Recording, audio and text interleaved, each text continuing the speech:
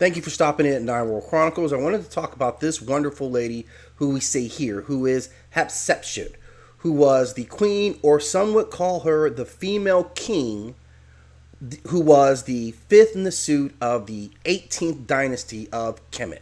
She is the second ruling female regent in the empire, and we'll talk about the first in a separate video. She lived from approximately 1507 to roughly 1458 BC, and she reigned for roughly 21 years, from 1479 to roughly 1458 at the time of her death. Now, I say she is the second, the first being Sobek-Neferu, who ruled during the 12th dynasty, but she'll get a separate video in which we'll talk about her. Now, Hapsetshut was the daughter of Thutmose I and his great royal wife, Ahmose.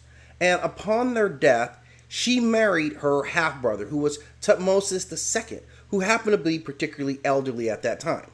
And after his passing, she ruled as the queen regent in the stead of his son, who was Thutmose III, who at the time was 2 years old.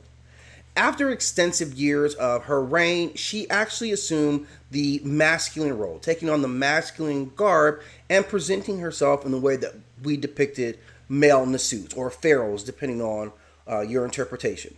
And this was a particularly peaceful and prosperous time for the Kemetic Empire. She oversaw extremely large-scale construction projects, the most notable being the Temple of Karnak, which is still one of the most important structures in the world.